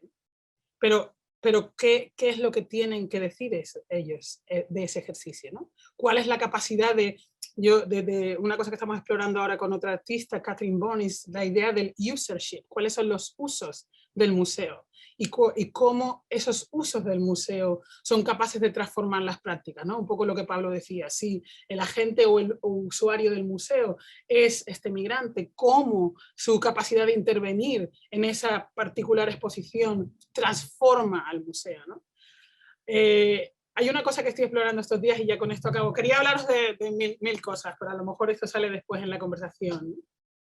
Y es el hecho de que quizás es una cosa que estamos hablando con Catherine Brown, ¿no? Que quizás si la exposición es un formato finito, que tiene límites, y por los que en la práctica de Catherine ha intentado, por ejemplo, la exposición nunca ha sido suficiente, la exposición nunca ha dado lo suficiente, plantearnos si hay un gesto instituyente, si quieres, en ese romper los límites de lo exposicional, para considerar que la institución tampoco es suficiente, para considerar que necesitamos ir más allá de lo que reconocemos, ¿no? Tú hablabas, Pablo, de reparar, que es un término que yo también comulgo con él en el sentido que le ha dado, por ejemplo, Caderatia o Francis Vergés a través de la colonie, pero también la manera en la que uno puede imaginar, como nosotros intentamos hacer, por ejemplo, para un lugar como Fundación Prada, ¿no? Cómo puedes reimaginar, crear una hipótesis de una institución en la que verdaderamente ese agente del que hablaba, ese artesano del que hablaba, está al centro del discurso. Y creo que lo voy a dejar aquí. Quería hablaros de otra cosa, pero si sale en la conversación, seguimos. Muchas gracias, Elvira. Me resultó muy precisa esa imagen, ¿no?, del Museo Tate reabriendo y convirtiendo eso en una operación de seguridad, ¿no? Las cámaras, pero también pensaba en las cámaras de prensa, ¿no? Y me parece que tiene que ver con esa expectativa respecto de lo que se ha dado en llamar la vuelta a la normalidad, ¿no? Esa idea de que cuando abrían las puertas del museo, la horda de turistas iba a estar allí, que obviamente se demostró sus patas cortas, ¿no? Esa imposibilidad de pensar el mundo, que me parece que estaba muy preciso en esa obra que mostraste, El capitalismo es el virus, ¿no? Respecto de todo lo que no queremos que vuelva, ¿no? Y pensaba en este contrapunto entre la imagen del visitante turista a la del que habita, ¿no? Que puede ser vecino o no, no importa que no sea vecino próximo del museo, pero que habita el museo en otros términos. Y en ese contexto en el que The Showroom se abrió otros usos, pensaba también en que hoy en el Reina Sofía, también lo contaba Pablo del MACBA, ¿no? Y seguramente lo que contó Amanda respecto de este trabajo en barrios periféricos de la Ciudad de México tiene que ver con lo mismo, ¿no? Otros usos para nada convencionales o habituales o esperables de lo que se supone que debería ser un museo de arte contemporáneo respecto de la vieja lógica, ¿no? Cuando hoy puede ocurrir un curso de español para migrantes, un taller de danza para trabajadoras de hogar, o un grupo de escolares puede encontrar allí un espacio que no tiene en su escuela por cuestiones justamente de aforo, ¿no? Me parece fundamental ese debate respecto de cómo reinventamos el museo. Voy a compartirles dos preguntas que ya han llegado al chat. La primera de Jordi Ferreiro, que dice: ¿podríamos imaginar el futuro del museo desvinculado de un espacio físico? Por ejemplo, un museo reconvertido en programa público, que suceda en diferentes espacios ciudadanos. Un museo sin edificio o sin arquitectura como la entendemos hasta hoy. Y luego hay una pregunta de G. Vázquez que dice: ¿cuál consideran que fue la mejor estrategia que aplicaron desde su museo durante esta pandemia y si continuarían desarrollándola en el futuro en el museo? Esa estrategia ideada en condiciones de pandemia. Lanzo estas dos primeras preguntas y convoco también a las asistentes y a nosotras mismas a también plantear inquietudes al resto, preguntas, lazos, conexiones, y el que quiera comenzar, que tome la palabra. Yo quizás querría responder a la pregunta del museo sin un vínculo físico. O sea, yo creo que sigue siendo un lugar de encuentro y me gustaría que existiese como tal. Eso es una cuestión que nosotros nos planteamos, ¿no? Porque hemos hecho muchos proyectos hemos hecho proyectos en el espacio público, pensando en la monumentalidad, ¿no? Desde el punto de vista colectivo, o en qué es deserving. Ahora, Dios mío, mis palabras, estoy con mi español, es fatal. Deserving, o sea, que merece la pena memorializar, ¿no? Esa especie de gesto. Hemos hecho programas, pero yo añoro volver al espacio, y añoro el encuentro que existe con la obra, añoro la posibilidad. Si hay algo que espero de estas nuevas prácticas es que los museos se van a vaciar un poco más y vamos a poder encontrarnos con la obra de una manera que en los últimos tiempos era imposible, ¿no? Las blockbuster exhibitions van a tener que ser perimetradas y van a tener que estar controladas. Pero el museo como un espacio de reencuentro se tiene que reivindicar, ¿no? El museo, eso no quita que después tú consideres una institución que tenga un carácter híbrido, que pueda desarrollar esos encuentros en muchos sitios, ¿no? Uno de los proyectos en los que estaba trabajando, que no sé si al final se llevará a cabo, pero que tenía mucho que ver con el clima en el que la exposición o sea, en el que los museos se encontraban y las instituciones, lo estábamos llevando desde la Fundación Prada, era la posibilidad de generar, casi al hilo de cómo había hecho OQUI, las plataformas, ¿no? De generar momentos o los Lumbum, ¿no? Que está intentando organizar Ruan Grupa para Documenta, ¿no? Generar momentos de intensidad en otros puntos y crear esas conexiones, porque en el momento en el que nos quedamos sin espacio público, no sé si todas estarán de acuerdo conmigo, pero fue el momento en el que más juntos estábamos. O sea, en el momento en el que todos parecía que estábamos saltando en una especie de vacío, ¿no? Estábamos en medio del portal que describía Arendata Roy y estábamos pendientes de si íbamos a caer en un lado u otro de ese portal. Pero estábamos a un paso de imaginar el mundo de nuevo, ¿no? Era ese gesto de un museo en el que pueda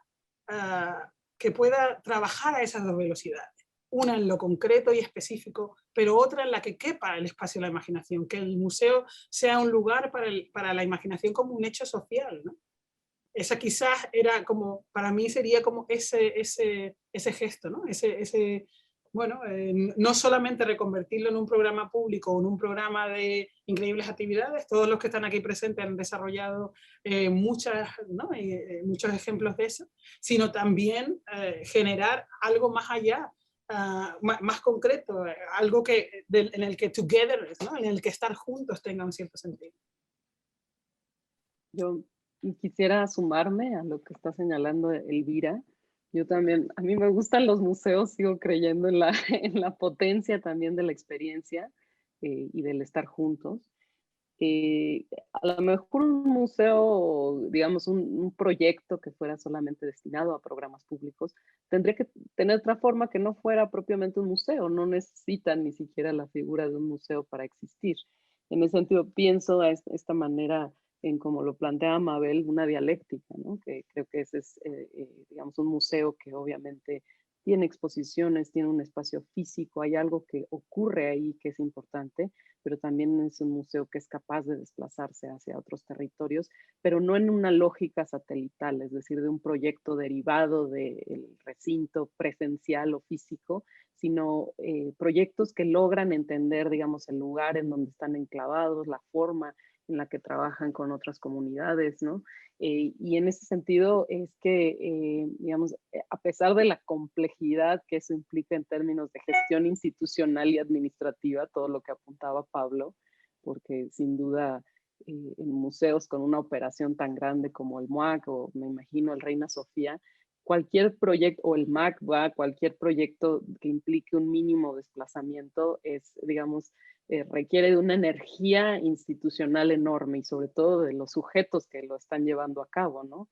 Porque pareciera que todo el aparato es contrario a que eso suceda. Yo también en ese sentido reivindicaría la idea de que existan colecciones públicas de arte contemporáneo. Para mí digamos, es una, tiene un elemento de orden incluso político que haya colecciones públicas de arte contemporáneo y que sean, digamos, susceptibles de ser vistas por muchos públicos, conservadas, que haya adquisiciones de artistas mujeres, en fin, o sea, hay como tareas del museo en un sentido más clásico que tienen que ver más con un giro de sentido que con abandonar esas funciones clásicas del museo de conservación del patrimonio, pero no desde una perspectiva patrimonialista de los objetos o el valor de los objetos, sino de lo que significan en la historia, en la vida pública. Por ejemplo, como Ana sabe, en el MUAC tenemos una colección de visualidades y movilización social, es decir, también cómo el museo es capaz de movilizar la noción de colección hacia otras direcciones, o por ejemplo, cómo estamos trabajando también a futuro sobre exposiciones de artistas, pintoras que consideramos muy relevantes revisar como exposiciones, digamos, de primera línea, ¿no? Por decirlo así, o donde son revisiones amplias, en donde el museo pone su aparato a disposición de revisar esas historias. Yo reivindicaría ese aspecto también de las funciones del museo. Y que creo que también esta experiencia del arte, y esa es la potencia del arte, es capaz de movilizar. Es decir, como sabemos, también pensar en el museo como un espacio social, como un espacio público, es también pensarlo como un lugar de mediaciones, ¿no? En el sentido en que piensa alguien como Donna Haraway las mediaciones, ¿no? Entonces, y en donde esta hibridación de discursos que representa el arte contemporáneo, de fuentes teóricas, de experiencias, de ejercicios incluso contemporáneos, de diferentes formas de hacer lo que se puede llamar museología crítica con todas sus salvedades, pues de alguna manera es lo que permite, digamos, que sea este campo de tensiones, de fricciones, también de contradicciones, porque también, como ya lo planteaban, pues Mabel, Pablo, Elvira, pues es el museo, sin duda, pues es este campo, este espacio de poder, ¿no? Pero lo interesante es cómo podemos desplazarlo hacia un lugar de negociaciones en donde ese poder sirva para dar visibilidad, para construir otro tipo de conversaciones.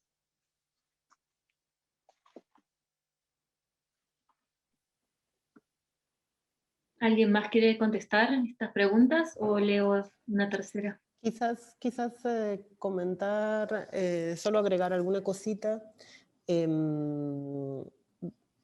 Creo que Creo que un museo nómade sería posible, digamos, en términos generales. Creo que se podría imaginar formas de un museo nómada. Ha sucedido también.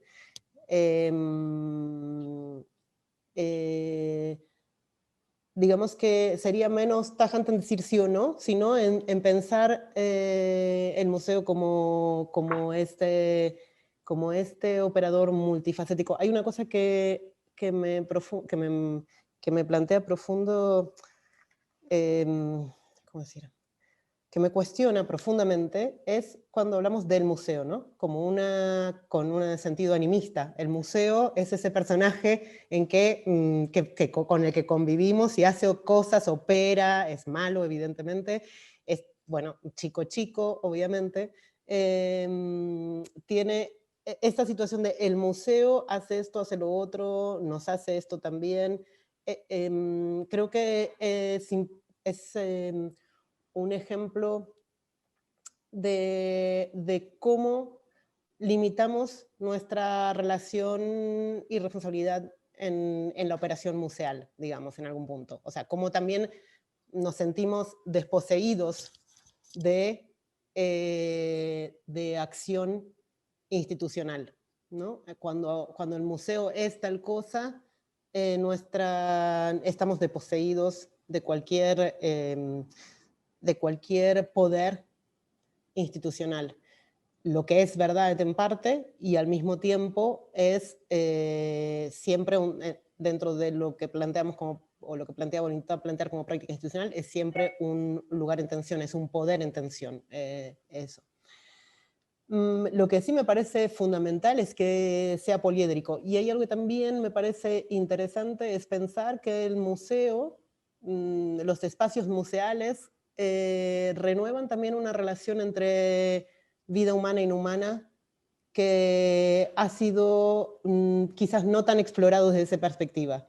La situación de entrar a un museo o de estar en un museo es activar también una relación con lo sensible que es del orden a la vez humana y del orden de la relación humana en humana.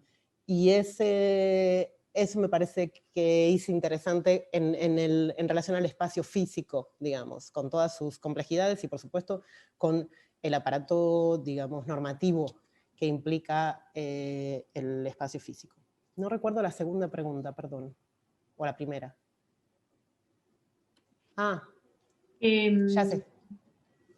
¿Qué cosas? La mejor estrategia aplicada durante la pandemia y si la van a continuar desarrollando. No sé si lo hemos pensado en términos de estrategia. Creo que en el museo hemos estado particularmente atentas a cómo hacer de los espacios y de las prácticas o actividades un lugar posible para las personas, digamos. Un lugar posible en términos de posibles a la vez de cuidados en este contexto. Creo que también tenemos la responsabilidad, o sentimos la responsabilidad, y creo que la sentíamos, de que estuviera abierto y que fuera un lugar posible.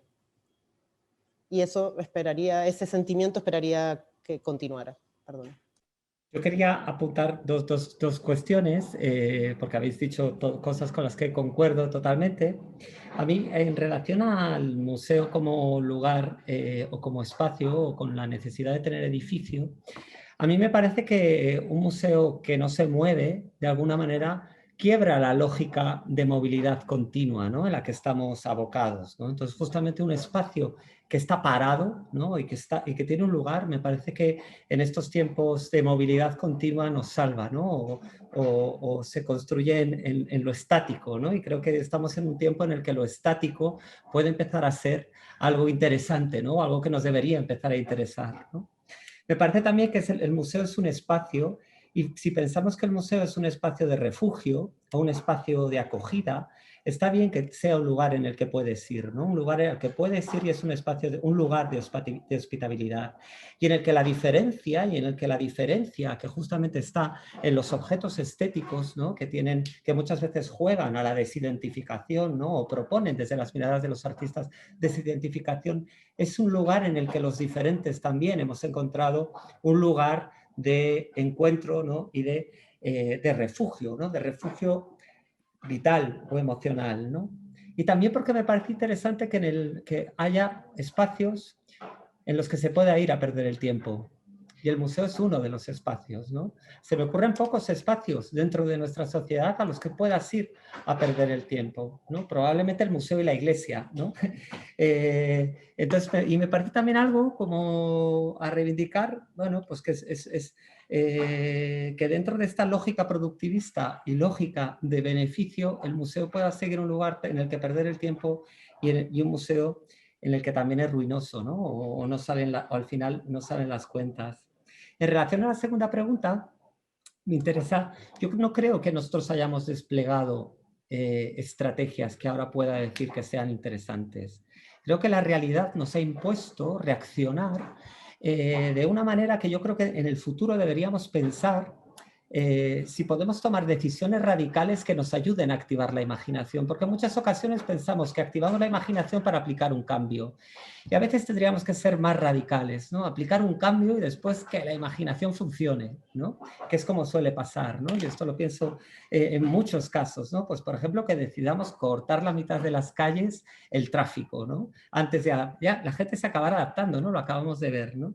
Entonces me parece que de alguna manera esta aplicación de la inteligencia, ¿no? Que es algo que deberíamos asumir como un aprendizaje, que no ha sido estratégico, que nos ha venido la realidad dada, pero creo que hay cuestiones que deberían quedarse en el museo, aunque haya sido muy a su pesar, ¿no? Al pesar de la normalidad anterior, como puede ser que de repente lo mismo que decía Ana, ¿no? Que se han agrandado los límites de lo que puede pasar en un museo, ¿no? Que de repente pueden pasar cosas pues que antes, pues por ejemplo a nosotros que un casal de niños no tenían otro espacio y que pueda pasar en el atrio del MACBA, ¿no? Todos los viernes, ¿no? Pues este tipo de cuestiones que antes eran inimaginables porque eran unos niños como en un patio de un colegio que hacen en un museo cuando viene un turista y no nos va a tomar como un espacio serio, ¿no? Cómo este cambio de lógicas puedan quedarse, ¿no? O puedan permanecer en el tiempo, ¿no? Quizá a lo mejor en estrategias todas mis compañeras de la parte digital del museo tengan muchísimas respuestas mucho más ricas que estas que yo he podido dar, ¿no? Quería, Ana, si me lo permites, hablar un poco de lo que estabas comentando, Pablo, también para establecer un poco de relación con lo que estamos diciendo todos. En este imaginar el museo más allá de lo que sucede en el museo, ¿no? Y alguien está poniendo, creo que es una pregunta sobre si el museo debe ser independiente pero no neutral. Yo creo que el museo no es independiente, ¿no? Que hay de hecho, o sea, opera como si lo fuera, pero en realidad hemos perdido muchos ámbitos de esa gestión de la independencia, aunque se crea que en un momento dado sucedió, ¿no? Y hay una cosa que tiene que ver con lo que tú estás diciendo también, Pablo, ahora, de imaginar más allá, que siempre he pensado, ¿no? Es decir, el museo tiene que operar como si el mundo de fuera ya hubiese cambiado.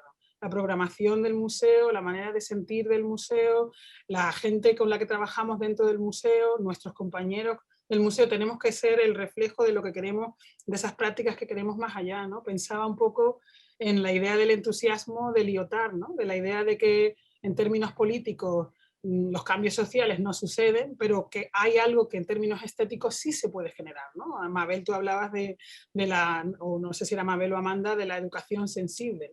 Hay una parte de cómo generar un nuevo imaginario estético en el que, por eso deshacer un poco la idea de audiencia y participación, ¿no? Si uno decide que en el centro del museo está el individuo no es solamente el que la visita, individuos son todos los agentes del museo también. Y es como decir, si entre todos generamos ese mundo, ¿no? Hay una cosa como muy, que yo reconozco del gaming, ¿no? Del world building de los diseñadores de juegos, ¿no? Que no tiene necesariamente que responder a eso, sino la concepción de generación de de un juego, ¿no? Que tú tienes que generar un mundo en el que existe, casi como en términos de cine cuando estás ante una película surrealista, se crea un entendimiento, ¿no?, de lo que va a suceder y una serie de reglas que uno tiene que procesar para entender y para ser parte de esa historia, y tú te mueves dentro de eso, ya no la cuestionas, ¿no? Ese gesto surreal un poco, si nosotros lo recuperásemos en términos del museo, ¿qué sucedería, ¿no? Si nosotros empezásemos a operar en un museo en el que el mundo está decolonizado, en el que la racialización de los individuos no responde solamente a una fijación en términos de raza o de control político, ¿qué museo resulta de eso, ¿no? Y en ese sentido, para mí, es fundamental el contexto. Lo que pasa es que el contexto es algo que no se cierra en el hiperlocalismo, ¿no? Que no se cierra. Creo que Mabel al principio de su intervención habló un poco de la posibilidad de no caer en localismos reaccionarios, ¿no? Que me parece fundamental. Pero si todo lo que nosotros generamos son comunidades, que es como si fueran círculos concéntricos que se desarrollan alrededor del museo, pero que también lo disuelven para que el museo no sea el núcleo de la cosa. ¿Sabes? Una de las cosas que yo intenté hacer después de la marcha de Emily, ¿no?, y mi incorporación en The Showroom, es decir, bueno, ¿cómo podemos ser nosotros parte del tejido social que se ha establecido durante 10 años, pero no el generador de las propuestas para que las otras organizaciones se encuentren, sino que somos un espacio en el que también la gente atraviesa, ¿no? Digamos como si fuera una especie de portal. En ese sentido creo que hay una cosa, ¿no?, justa ahí de dependencia, dependencia también, de no neutralidad, de incluso de hacerse eco de las situaciones más complejas que otros lugares no pueden sostener, ¿no? Nosotros, por ejemplo, las universidades, los hospitales, los colegios, están marcados por las leyes de Prevent y por ese campo legislativo. El museo no. Nosotros durante un año pudimos tener una serie de conversaciones, me están llamando a casa, voy a tener una serie de conversaciones en las que otros miembros que han apoyado, creo que me tengo que ir a abrir la puerta, esta es la realidad de segundo momento. Hablando de maternidades y cuidados, ¿no? Esa muestra de la que hablaba también Amanda, que está preparando Elena en el MUAC. Esa dimensión bien concreta, ¿no?, de los cuidados y de las cuidadoras. Hay una pregunta que, bueno, recién refería Elvira, pero la leo completa por si alguna no la vio. Dice, todos se han expresado el ser coherentes y reimaginarse dentro de un contexto específico. Por lo tanto, el museo debe seguir siendo independiente, pero no neutral. ¿Cuál es su opinión al respecto? Y agrego también un comentario respecto de esta dimensión nómade del museo, pensando en experiencias bien concretas, ¿no? Pensaba en toda la experiencia de trabajo en red, de la cual el MACBA y el Reina comparten el proyecto de la Internacional, pero bueno, hay muchos otros proyectos de trabajo en red que se vienen desarrollando hace más de una década y que hablan de esta idea de una institucionalidad desbordada, fuera de sí, ¿no?, conectada con otros agentes muy diversos, que no necesariamente son instituciones, que pueden ser colectivos, activistas o colectivos de investigadores, etcétera, situados en diferentes contextos del mundo y que operan en diferentes escalas o en diferentes situaciones, ¿no? Y un ejemplo muy concreto de esta posibilidad de nomadismo ha sido, por ejemplo, la Cátedra de Pensamiento Situado, que empezó en México en febrero del 18, en una alianza entre una institución pública mexicana y el Museo Reina Sofía, ¿no?, y de la cual acaba de editarse un libro en Argentina, ¿no? Y eso me parece como una posibilidad bien concreta de esa diseminación de iniciativas donde el museo no diría se diluye, pero sí, como decía recién Elvira, deja de ser el protagonista principal para ser el umbral o el posibilitador, el que invita a entrar, ¿no?, y a salir también de ese espacio. No sé si alguien quiere reflexionar sobre esta dimensión de lo independiente y lo neutral que nos plantea la pregunta.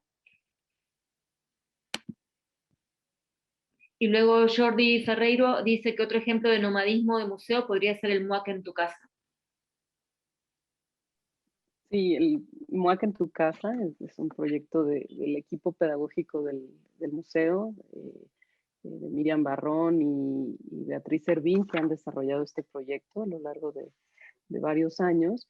y que implica que las obras de la colección del museo se alberguen en las casas de estudiantes de bachillerato que organizan equipos, y la idea es que estén 2 semanas y ahí hacen un programa público con su barrio, con su colonia, en donde muchas veces si los artistas pues son artistas vivos, los artistas van a dar charlas en el vecindario a casa de estas personas, y se vuelve, digamos, un espacio de exhibición comunitario a partir del desplazamiento de las obras, lo cual pues se podrán imaginar la resistencia interna que hubo a que las obras de la colección del museo fueran a la casa de un estudiante de 16 años, ¿no? Que era el principal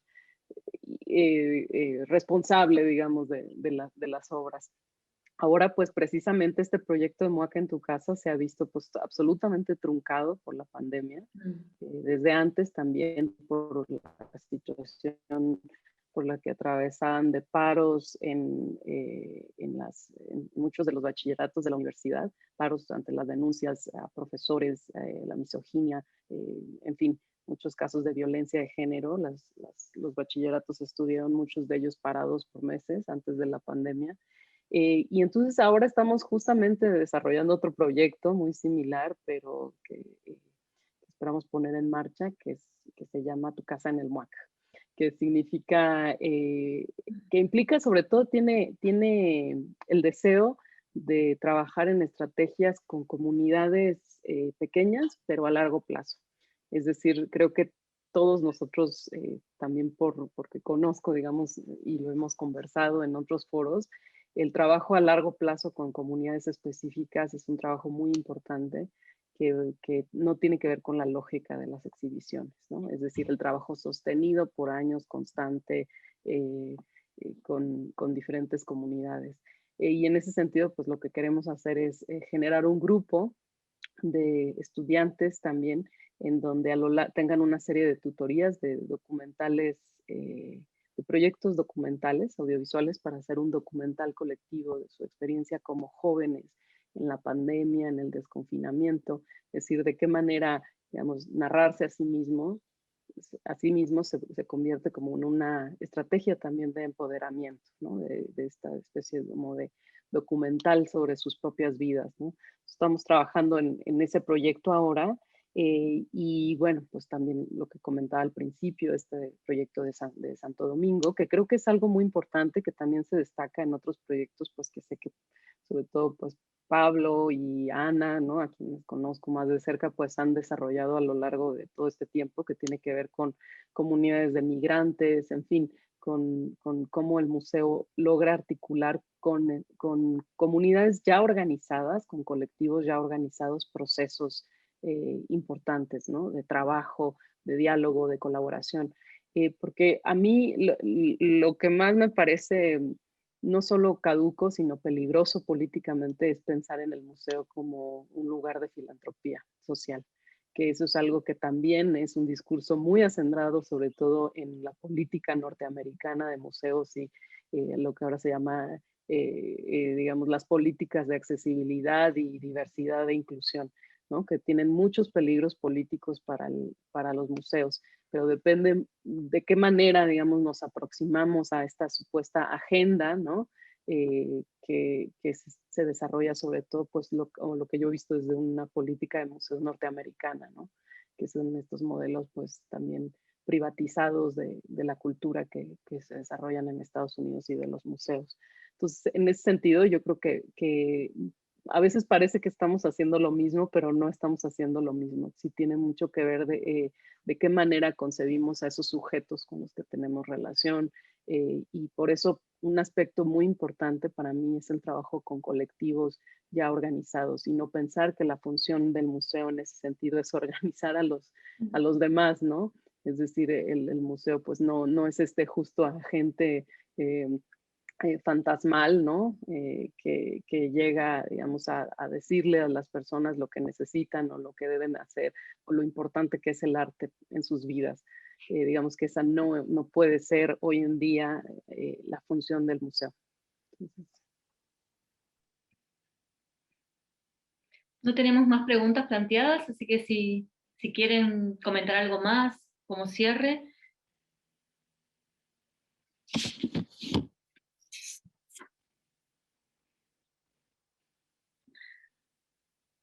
Algo que haya quedado en el tintero, que quieran seguir pensando, proponer para la siguiente ocasión. La verdad que el tema de la financiación de los museos y la filantropía se merece una charla. Pero eso sí que es harina de otro costal, que dirían. Total. Me parece muy importante. Es que esos niveles de cuidado, ¿no? Del que hablamos, a qué niveles se presenta, ¿no? O sea, a nivel local, ¿qué significa? A nivel de equipo, ¿qué significa? A nivel de conservación patrimonial, ¿qué significa? A nivel del futuro del museo, ¿qué significa? ¿No? Creo que es fundamental. Pues nada, gracias por, ¿cómo se dice? Cope, no sé cómo se dice cope en español, pero vamos, por haber estado aquí, habéis visto mis títeres, mis movimientos para salvar la vida familiar, los paquetes que llegan, en fin. Encantada de haber tenido esta oportunidad de hablar con vosotros, de imaginar este museo que, como decía Colin Smith en su proyecto, nos merecemos algo mejor que volver a lo de antes, ¿no? Que business as usual no va a funcionar, y creo que para el museo tampoco lo va a ser, ¿no? Entonces hay que reimaginar el museo, hay que reimaginar el mundo, pero el museo puede ser un instrumento, aunque sea de la mesopolítica, que nos puede ayudar a reimaginarlo, ¿no? Yo al menos tengo esa sensación, ¿no? de las instituciones, de lo que se puede hacer, y la verdad tengo que decir que durante la pandemia hemos hecho la programación que he sentido más cercana en showroom, más que cuando teníamos el espacio, más que, no sé si era el deseo de volver a encontrarnos que marcaba eso, pero sí que es cierto que creo fundamental que hay que seguir deseando también como generadores de la cultura, ¿no? Que como jefes de departamento, como directores, hay que desear. Ya llegará el de la tijera, ya llegará por detrás. Creo que es muy importante tener la posibilidad de seguir imaginando y echar el resto ahí, ¿no? Pensaba en esta consigna que surgió a comienzos de la pandemia en Buenos Aires, Santiago de Chile, ¿no? Otro fin del mundo es posible, y quizás podamos reescribirla pensando en la mesopolítica como otro fin del museo es posible, ¿no? También reinventar el museo también es pensar cómo puede, digamos, percibirse caduco, pero todavía a la vez activo y vigente, residual, como diría Raymond Williams, ¿no?